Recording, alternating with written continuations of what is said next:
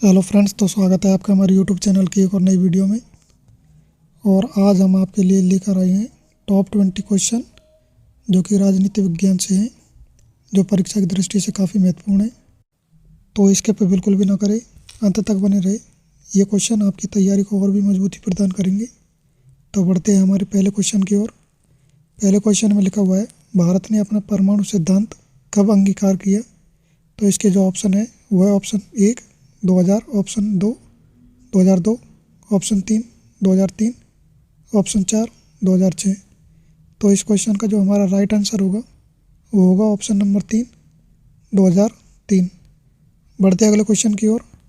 Question number 2, Bharat की act east नीति को किस वर्ष बनाया गया या अपनाया गया? तो इसके जो ऑप्शन है वो है 2012, 2014, 1992, 1967। तो इस क्वेश्चन का जो राइट आंसर होगा वो होगा ऑप्शन नंबर 2 2014। बढ़ते अगले क्वेश्चन की ओर। क्वेश्चन नंबर 3, प्राकलन समिति की सदस्य संख्या है? तो जो आपके ऑप्शन है वो है ऑप्शन 1 में 25, ऑप्शन 2 30, ऑप्शन 3 28, ऑप्शन 4 15। तो इस क्वेश्चन का जो हमारा राइट आंसर होगा वो होगा ऑप्शन नंबर 2 सदस्य संख्या 30। आगे क्वेश्चन देखते हैं। क्वेश्चन नंबर 4, राष्ट्रीय ध्वज को संविधान सभा द्वारा कब अपनाया गया? तो जो इस क्वेश्चन के ऑप्शन है वो है ऑप्शन नंबर 1 16 अगस्त 1947, ऑप्शन नंबर 2 26 नवंबर 1949, ऑप्शन नंबर 3 22 जुलाई 1947, ऑप्शन नंबर 4 30 जुलाई 1950। तो इस क्वेश्चन का जो हमारा राइट आंसर होगा वो होगा ऑप्शन नंबर 3 22 जुलाई 1947। आगे आने वाले क्वेश्चन को देखते हैं। क्वेश्चन नंबर 5, राष्ट्रगान को पहली बार कब व किस अधिवेशन में गाया गया? तो इस क्वेश्चन के जो ऑप्शन है वो है दिसंबर 1917 लखनऊ अधिवेशन, नवंबर 1925 कानपुर अधिवेशन, दिसंबर 1911 कलकत्ता अधिवेशन और जनवरी 1888 लाहौर अधिवेशन। तो इस क्वेश्चन का जो हमारा राइट आंसर है वो है ऑप्शन नंबर 3 दिसंबर 1911। बढ़ते अगले क्वेश्चन की ओर। क्वेश्चन नंबर 6, राष्ट्रपति पद का चुनाव संविधान के किस अनुच्छेद के अंतर्गत वर्णित है? तो इस क्वेश्चन के जो ऑप्शन है वो है option number 1 article 52, option number 2 article 53, option number 3 article 54, option number 4 article 55।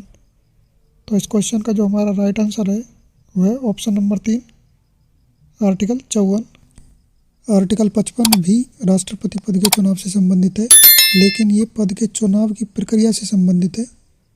इसलिए हमारा जो क्वेश्चन का जो राइट आंसर है वह आर्टिकल 54 जो कि सिर्फ चुनाव का प्रावधान करता है।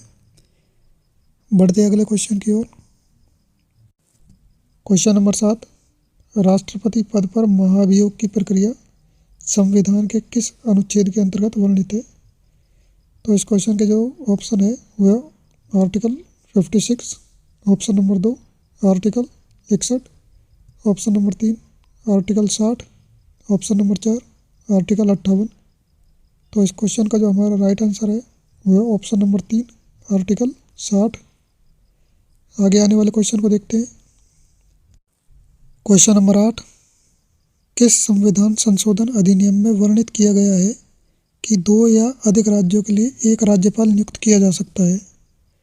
तो इस क्वेश्चन के जो ऑप्शन है वह ऑप्शन नंबर 1 5वां संविधान संशोधन, ऑप्शन नंबर 2 6वां संविधान संशोधन, ऑप्शन नंबर 3 7वां संविधान संशोधन, ऑप्शन नंबर 4 8वां संविधान संशोधन। तो इस क्वेश्चन का जो हमारा राइट आंसर है वह ऑप्शन नंबर 3 7वां संविधान संशोधन। आगे आने वाले क्वेश्चन को देखते हैं। क्वेश्चन नंबर 9, राज्यपाल के चुनाव के लिए न्यूनतम आयु कितनी होनी चाहिए? तो इस क्वेश्चन के जो ऑप्शन है ऑप्शन 1 25 वर्ष, ऑप्शन नंबर 2 30 वर्ष, ऑप्शन नंबर 3 35 वर्ष, ऑप्शन नंबर 4 45 वर्ष। तो इस क्वेश्चन का जो हमारा राइट आंसर है वह ऑप्शन नंबर 3 35 वर्ष। क्वेश्चन नंबर 10, निम्न में से मुख्यमंत्री की नियुक्ति कौन करता है? तो इसके जो ऑप्शन है वह ऑप्शन नंबर 1 राज्य सचिव। ऑप्शन नंबर 2 उच्च न्यायालय का मुख्य न्यायाधीश। ऑप्शन नंबर 3 राज्यपाल। ऑप्शन नंबर 4 पूर्व मुख्यमंत्री। तो इस क्वेश्चन का जो राइट आंसर होगा वो होगा ऑप्शन नंबर 3 राज्यपाल।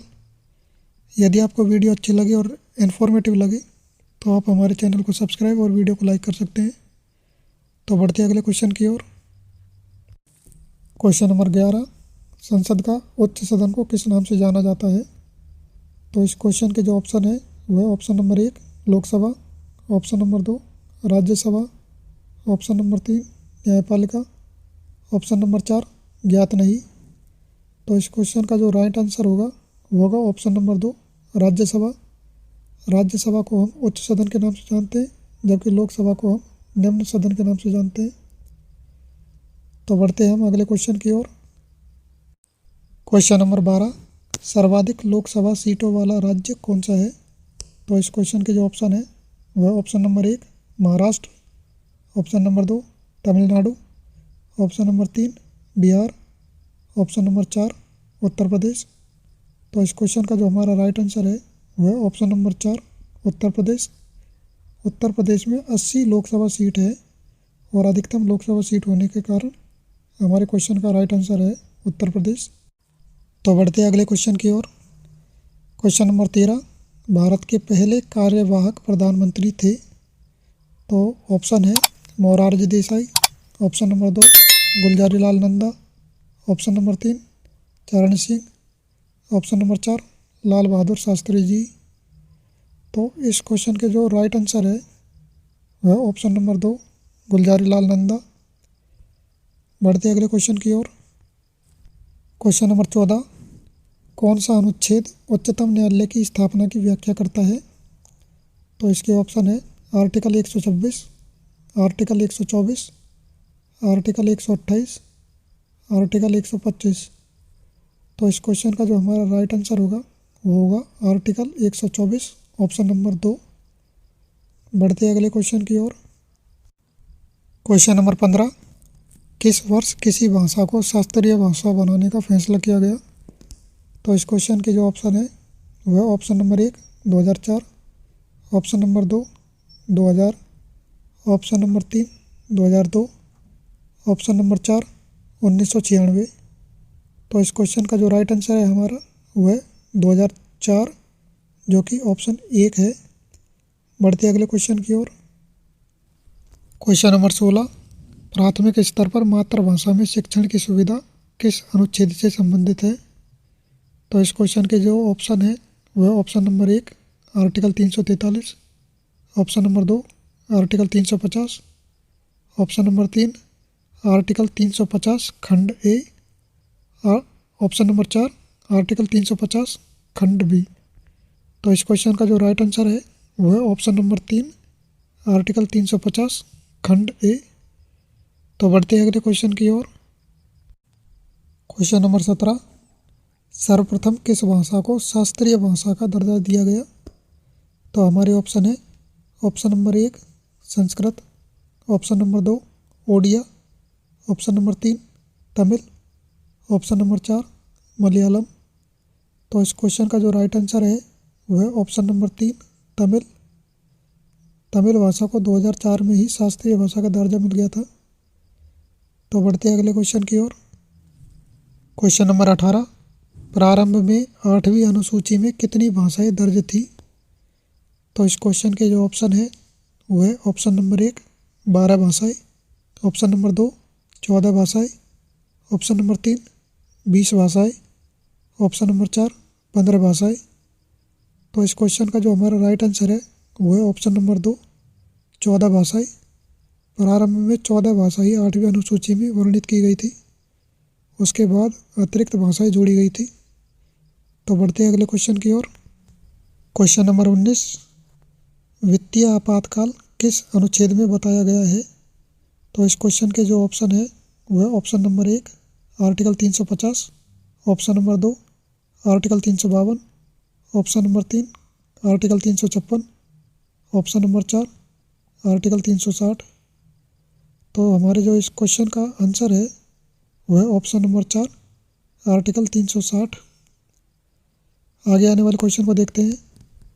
क्वेश्चन नंबर 20, संसद के सत्रावसान की अवधि में अध्यादेश जारी करने की शक्ति किसके पास है? तो इस क्वेश्चन का जो ऑप्शन है वह ऑप्शन नंबर 1 लोकसभा अध्यक्ष, ऑप्शन नंबर 2 प्रधानमंत्री, ऑप्शन नंबर 3 राष्ट्रपति, ऑप्शन नंबर 4 उपराष्ट्रपति। तो इस क्वेश्चन का जो हमारा राइट आंसर है वह ऑप्शन नंबर 3 राष्ट्रपति। तो बढ़ते हैं अगले क्वेश्चन की ओर। तो यह क्वेश्चन आपके लिए अभ्यास प्रश्न है। भारतीय राष्ट्रीय ध्वज तिरंगे में कितनी तिल्लियाँ है? तो इसके ऑप्शन है 24, 30, 18 और 20। तो इस क्वेश्चन का आंसर आपको कमेंट बॉक्स में देना है। एक बार फिर यदि आपको वीडियो अच्छी लगी हो और इन्फॉर्मेटिव लगी हो तो आप हमारे चैनल को सब्सक्राइब और वीडियो को लाइक शेयर कर सकते हैं। मिलते हैं अगली वीडियो में, तब तक के लिए जय हिंद, जय भारत।